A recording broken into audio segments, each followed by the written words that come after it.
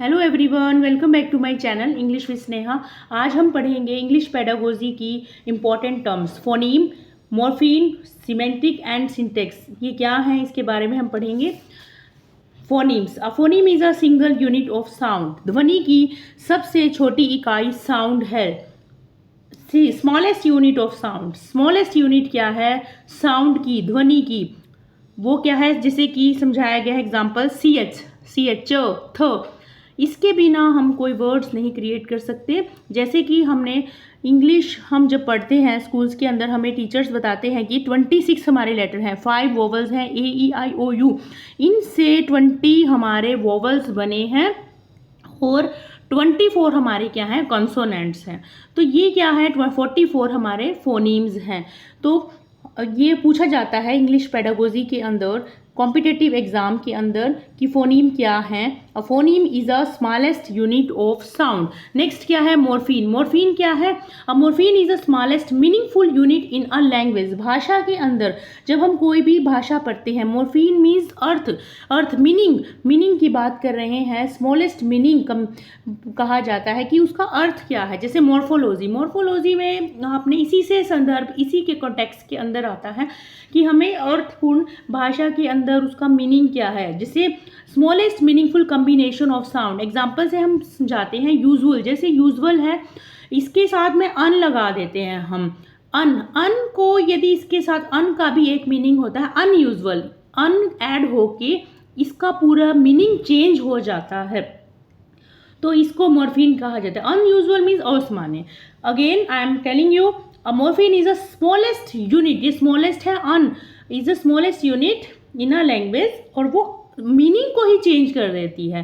जैसे यूजुअल का मतलब होता है आमतौर पर, अनयूजुअल होता है असामान्य। ये एक अर्थपूर्ण मीनिंग को चेंज कर देती है, एक स्मॉलेस्ट मीनिंगफुल यूनिट है। नेक्स्ट है सीमेंटिक। सीमेंटिक क्या होता है?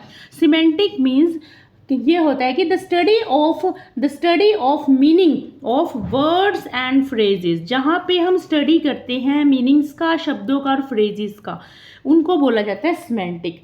जैसे कि एक एग्जांपल है, माई अंकल हैज़ एक्सपायर्ड। तो स्ट्रक्चर तो सही है, माई अंकल हो गया, ये सब्जेक्ट है, ये क्या है? लिंकिंग वर्ब है, और ये क्या है? ऑब्जेक्ट है। तो ये स्ट्रक्चर सही है, सब्जेक्ट वर्ब प्लस ऑब्जेक्ट।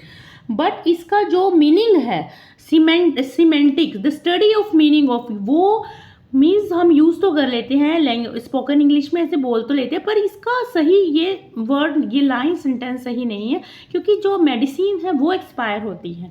तो माई अंकल हैज़ एक्सपायर्ड, ये एक सही स्टेटमेंट नहीं है। My uncle has passed away, ये कह सकते हैं। तो the study of meaning of words and phrases, इनका स्टडी करते हैं, उसको सीमेंटिक बोला जाता है। सीमेंटिक का मीनिंग ही हम पूछ लिया जाता है क्या है एग्जाम्स के अंदर। सीमेंटिक मतलब meaning of words and phrases. Syntax क्या होता है? सिंटेक्स सिंपली है कि हमें अरेंज करना है। Syntax means which mean arrange together, जहाँ पे subject verb plus object, structure को देखा जाता है। System of rules for the structure of a sentence. Structure क्या है वहाँ पे? तो सिंटेक्स एक टूल है, तो यहाँ पे एक स्ट्रक्चर सही होना चाहिए, वाक्य विन्यास जिसे बोला जाता है।